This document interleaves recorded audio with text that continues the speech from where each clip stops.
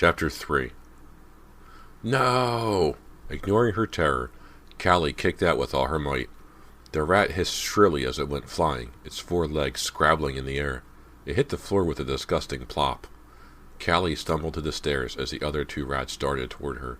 Cody and James were ahead of her, screaming all the way up the stairs. Up the narrow stairs, into the hallway.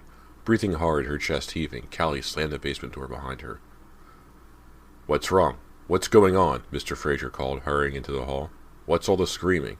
"Rats!" all 3 of them shouted at once. "Rats in the basement!" Callie cried breathlessly. "One of them jumped on Callie's leg!" James exclaimed excitedly. "It was fat and disgusting!" 3 rats. "They attacked us!" Cody added. "Did they bite you?" Mrs. Fraser cried, appearing behind her husband. "Are you okay?" Callie shook her head. "It didn't bite me, it just jumped on me." "I'd never heard of rats doing that," her mother said, shaking her head fretfully. Mr. Fraser sighed. He pulled off his eyeglasses and rubbed his eyes. "One more problem to add to the list. We'll have to get an exterminator here right away." "Yeah, right away," Mrs. Fraser echoed, biting her lower lip. She forced a smile. "Is anyone hungry?" she asked. "We should go into town and get some food." Before anyone could answer, the doorbell rang. "Now, who could that be?" Mr. Fraser asked, frowning. Callie followed the others to the door. Her heart was still racing. She shuddered. She could still feel the rat's spidery legs gripping her leg, still hear its shrill hiss. Mr. Fraser pulled open the front door. A young man smiled in at them from the other side of the screen door. He had straight black hair down to the collar of his gray t-shirt. He wore gray denim overalls. His eyes were small and black beneath bushy eyebrows, and he had a black mustache. "Can I help you?" Mr. Fraser asked. "I saw the U-Haul," the man said, pointing. "You just moving in?" Mr. Fraser nodded. The man shifted his weight. Callie saw that he was big, very athletic looking. "My name is Glenn Hankers," he said, his dark eyes peering in through the screen door. "I'm a handyman. I do all kinds of work. I wondered if—" "There's all kinds of work to be done here," Mrs. Fraser exclaimed, not waiting for Hankers to finish. "We could probably keep you busy for months, Mr. Hankers." Mr. Hankers smiled at that. Callie's father studied Mr. Hankers' face. "Do you have references?" he asked. Mr. Hankers nodded. "I can supply them. I've done a lot of work for people on Fear Street." "Can you kill rats?" James piped up from beside Callie. "James!" Mrs. Fraser cried. "Got a rodent problem?" Mr. Hankers asked, smoothing his mustache with the fingers of one hand. "The kids saw rats in the basement," Mr. Fraser reported unhappily.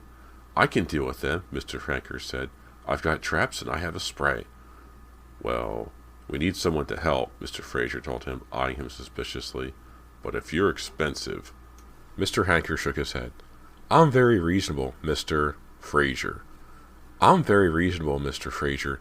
You can pay me by the hour, or by the week, or even by the month." Callie's father glanced at his wife. She nodded. He turned back to Mr. Hankers, pushing open the screen door. "I think you've got yourself a load of work here, beginning with killing those rats. When can you start?" "Right away," Mr. Hankers replied, smiling. He shook Mr. Fraser's hand.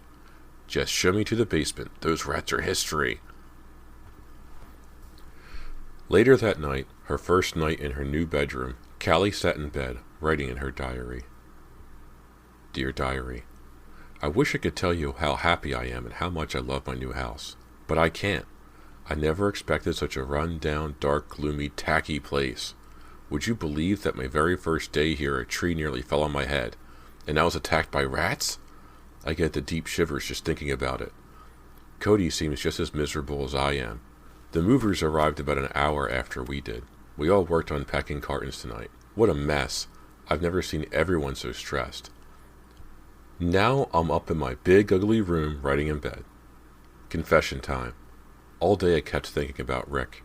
I've been in Shadyside only one day and I miss him already. I wonder if he's been thinking about me. A couple of times I started to tell Cody how much I missed him, but I caught myself in time. I keep forgetting that Cody went out with Rick first. I keep forgetting that she accused me of stealing him away from her. They went out on only one date, and it was Rick's choice to start seeing me. I didn't force him or anything. Poor Cody. I hope she'll have a better time here in our new town. She has such a messed up attitude, always blaming me for her problems. I hate it that she's so jealous of me. What am I supposed to do? Tomorrow, we're going into town to look for summer jobs. I hope I find something great. I hope Cody does too. Callie wanted to write more, but her eyelids were heavy and her hands started to ache. She set the diary on the floor, turned out the light, and settled down under the covers. The ceiling creaked above her. The house seemed to let out a long, low groan. Why do old houses do that? She wondered sleepily. Probably just to scare the people inside? Well, I'm not going to get scared, Callie told herself, shutting her eyes. I'm too sleepy to get scared. The scrabbling sound made her eyes pop open. Quick, scratching noises above her head. She shuddered. Were there rats in the attic too? Ugly, hairy rats running around right above her head? Was the whole house crawling with the disgusting creatures? Mr. Hankers will have to check it out the attic tomorrow morning, she told herself. She ignored the soft, scraping footsteps and forced herself to think about Rick. A few minutes later, she drifted into a deep, dreamless sleep. Later that day. Are you going to wear that to look for a job? Mrs. Fraser exclaimed, rolling her eyes in disapproval. Callie hunched over the card table her dad had set up in the kitchen. She blinked her eyes, struggling to wake up. These jeans are clean, she told her mother irritably. And so is the t-shirt. The rest of my clothes are still packed. I don't think you'll make a very good impression, Mrs. Fraser started to say. Callie's father cut her off. Callie looks fine, he said curtly. So does Cody. Thanks, Cody said, yawning. She had appeared in a kitchen wearing a pale pink polo shirt and crisp white denim jeans. Her short blonde hair was neatly held back in a white headband. Cold cereal for breakfast, Callie's mother announced. I have to do grocery shopping this morning. Also, I couldn't find the balls, so you have to have it on a plate. Callie laughed. Cold cereal on a plate? It doesn't get any better than this. Very amusing, her mother said, setting the box of cornflakes in front of Cody. I look gross, Cody whined, staring down miserably at her reflection in her plate. I couldn't sleep. I kept hearing the scariest sounds. I know this place is haunted. I know it is. Callie ignored her sister. I'm going to find a great job today, she said, giving herself a pep talk. I'm going to find a job where I'll meet all kinds of interesting, glamorous people, and I'll make me rich and famous before the summer's over. Callie's parents laughed. They were used to her wild fantasies. Cody continued to stare down at her plate. I hope maybe I can find a waitressing job, she grumbled. Are you sure you're twins? Mr. Fraser demanded, reaching for the cornflakes box. It was a question he asked a lot. Where's James? Callie asked. Still asleep, her mother replied, taking her place at the card table. I think he's afraid if he comes downstairs, I'll put him to work unpacking cartons.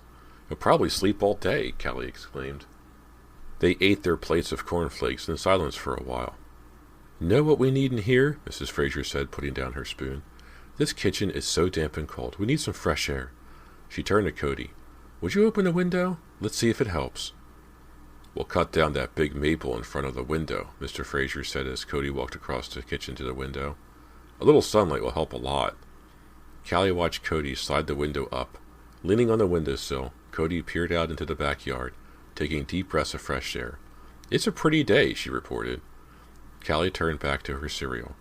She was spooning cornflakes into her mouth when she heard the loud slam. It sounded like a heavy knife blade slicing into a butcher block. A second later, Callie heard her sister scream of agony. My hands! My hands! Chapter 4. Mrs. Fraser got to the window first. Her husband was right behind her. Cody's screams were softer now, hoarse whispers of pain. My hands! My hands! Mrs. Fraser tugged the window up. Cody stumbled back, holding her arms out stiffly like those of a marionette. Callie had her hands clamped tightly over her mouth. She felt sick. She lowered her eyes, praying that her sister was okay. Oh, my wrists, Cody moaned, still holding her arms in that strange position, sort of like a begging dog. My wrists. Mrs. Fraser hugged Cody. How awful, she murmured. Try moving your hands, Mr. Fraser instructed. See if you can move them. If your wrists are broken... No, I can move them, Cody announced. She winced in pain as she demonstrated, wiggling both hands. Thank goodness they're not broken, her father said, letting out a long whoosh of air. He removed his glasses and pinched the bridge of his nose between his finger and thumb. We'll put ice on them, Mrs. Fraser said. She started to the refrigerator, but stopped. Oh, we don't have any ice. We haven't made any yet. I think they're going to be okay, Cody said, testing first one wrist, then the other. I was mostly scared. It slammed down so fast, I don't think my hands are too badly hurt. She continued bending them, testing the wrists. How did it happen? Callie asked, finally finding her voice. It was so strange, Cody replied, returning to the card table. The window was up, no problem. I was leaning on the sill to smell the fresh air. The window suddenly came crashing down with such force, it was as if someone were pushing it.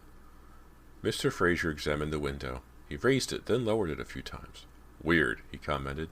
Seems okay. He turned back to the others. When he finishes with the rats, I'll have Mr. Hankers take a look at it. Cody groaned, rubbing her tender wrists. Well, one good thing, she murmured to Callie. The rest of the day has got to be better. At 5 that afternoon, Callie found the place where she and Cody had agreed to meet. It was a small coffee shop called The Corner, located a few blocks from the high school. Callie stepped inside, breathed in the thick aroma of frying hamburgers and french fry grease, and searched for her sister. Not here yet, she realized, disappointed. She was bursting to tell Cody about her day. She slid into a booth in front of the window and glanced around. The restaurant was empty, except for 2 teenage couples squeezed into the booth against the wall. They were laughing, sliding a salt shaker back and forth across the table as if it were a hockey puck. I wonder if they go to Shadyside High, Callie thought. She was startled to see a boy standing beside her table. He was very good-looking, with wavy black hair, dark friendly eyes that sort of crinkled at the sides, and a nose that looked as if it had been broken at least once. He had a small silver stud in one ear. He wore a grease-stained white apron over faded denim jeans and a blue t-shirt. How's it going? He asked Callie. Great, she replied, then immediately felt like a jerk for being so enthusiastic. You, want something? He asked, gesturing toward the kitchen behind the counter. Just a Coke, Callie told him. I'm waiting for my sister. She glanced out the window. No sign of Cody. Hey, Anthony, pick up! A man's raspy voice shouted from the kitchen. Through the window behind the counter, Callie saw 2 hands set down plates of hamburgers. Is your name Anthony? She asked the boy. Hey, how'd you guess? He shot back, grinning. Callie laughed. I'm psychic. She gazed up at him playfully. Guess my name. Anthony's dark eyes lit up. You already told me, he said. It's psychic. Weird name. Callie laughed. I haven't seen you here before, he said, fiddling with his apron. I just moved to Shadyside, she told him. My real name is Callie Fraser. Are you going to Shadyside High in the fall? Anthony asked. Callie started to reply, but was interrupted by the impatient voice from the kitchen. Anthony, pick up! Okay, coming, Anthony shouted. He turned back to Callie. I'll get your Coke. He hurried behind the counter to pick up the plates of hamburgers. Cody arrived a few seconds later, a little bedraggled. She had removed her headband, and her wind was hair-blown and disheveled. She was rubbing one wrist. How'd it go? She asked Callie, sliding into the seat across from her. Did you get a job? Callie nodded. A wide grin spread across her face. I got a pretty good job, she told her sister. It's in a boutique called Too Cute. Huh? Too Cute? What's that mean? Cody demanded, fiddling with her bangs. It's supposed to be a clothing store for couples. Too, get it? Too cute? Cody stuck her finger down her throat and pretended to puke. Real cute, she muttered. Then she added, I knew you'd find a job. How about you? Callie asked. Cody shook her head. No luck. Well, you'll probably find one tomorrow, Callie said quickly. Cody glared across the table at her. Don't you ever get tired of trying to cheer me up? She snapped. Callie opened her mouth to answer, but Anthony leaned over the table, interrupting. Here's your Coke, Callie, he said, setting it down. He turned to Cody. Hi, Callie, sister. What can I get you? Fries and a Sprite, Cody replied, her eyes on Callie. As soon as Anthony left, Cody leaned forward and whispered to her sister. He knows your name? You've already met a guy? He knows I'm your sister? Callie couldn't keep the smile from spreading across her face. We were just talking for a minute before he came in, she told her sister. He's kind of cute, don't you think? Cody leaned over the booth to study Anthony. Yeah, kind of, she said. She turned back to Callie, frowning. Why didn't I get here first? She grumbled. Why are you always so lucky? It's not like he asked me out or anything, Callie replied defensively. He will, Cody said glumly, unable to hide her jealousy. He will. The sun was just starting to dip behind the treetops as Callie and Cody returned home. But as soon as they began to make their way up the gravel driveway, Callie noticed that it became dark as night. "We're home," Callie called, leading the way into the front entryway. She tossed her bag down on the floor beside the coat closet and started into the dark living room. "We're in the kitchen," Mrs. Fraser called. "Any luck?" Callie's father shouted. "Yeah, bad luck," Cody muttered behind Callie. "Why doesn't anyone turn the lights on in here?" Callie complained. Callie made her way through the dark room. Their old furniture looked small and unfamiliar in the big living room. As Callie hurried toward the kitchen to tell her parents her news, she didn't see the small, dark creature perched on the arm of the couch. She didn't see it until it leapt onto her chest. Chapter 5. A lamp flashed on. The creature raised its snout to Callie's throat. "Down, Cubby," she heard James shout. "Get down, Cubby." "It's a puppy," Callie realized, laughing. The little dog licked her neck. Then it dove to the floor and scampered across the room to James. He scooped it up in his arms. For a moment, I thought, Callie started to admit. Behind her in the living room entryway, Cody laughed. "You thought it was a rat? It does kind of look like a rat." "Don't say that about Cubby," James said angrily. "Cubby is not a rat. Cubby is a Labrador retriever." He gave the dog some nose kisses. "Where did you get him?" Callie asked, her heart still racing. "Dad got him for me at the ASPCA. He's mine," James said, hugging the dog tightly. The dog squirmed and struggled to get down to the floor. "He's cute," Cody said. "Why did you name him Cubby?" "Because he looks like a cubby," James replied. Callie knew better than to question her brother's logic. Later that evening. "Our first dinner and our new home," Mrs. Fraser said, smiling. She pulled her chair closer to the dining room table. "Isn't this great?" "It's starting to feel like home," Mr. Fraser said, unfolding his napkin. "I can't believe Callie thought Cubby was a rat," James announced, rolling his eyes. "Let's not talk about rats at the table," their mother replied. "Let's have a civilized dinner. Okay, James?" James burped loudly, then burst into giggles. "That's not funny," Callie told him sharply. "It's pretty funny," James shot back. "Did Mr. Hankers get all the rats in the basement?" Cody asked. "He's working on it," Mr. Fraser replied. "He was down there all day." "Why are we talking about rats?" Mrs. Fraser complained. "I made a beautiful dinner, a big roast beef, your favorite. Let's have some pleasant conversation." "Cubby is the cutest dog in the world," James boasted.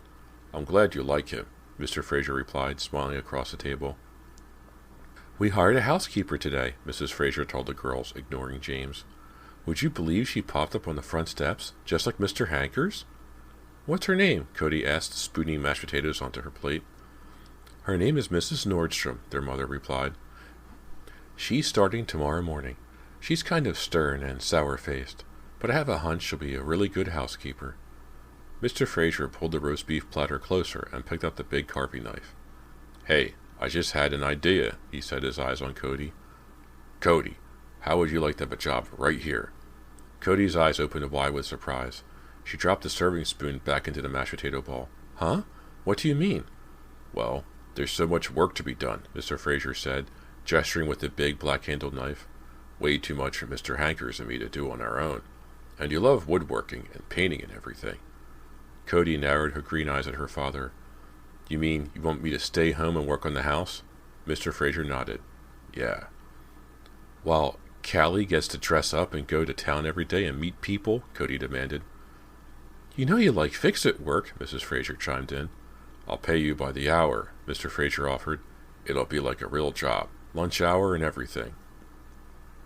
"Well," Cody's expression turned thoughtful. "It might be hard to find a job this late in the summer," she murmured, thinking out loud. "I mean, everyone isn't as lucky as Callie." "I'm the lucky one," James broke in. "I got Cubby, and he's all mine." "Okay, Dad, I'll do it," Cody decided, smiling for the first time that evening. "Great. Now carve the roast beef, dear," Mrs. Fraser said impatiently to her husband. Mr. Fraser climbed to his feet and bent over the meat platter, fork in one hand, carving knife in the other. "This meat looks perfect," he said. "It'll be cold if we don't eat it soon," Callie's mother urged. She raised her eyes to Callie.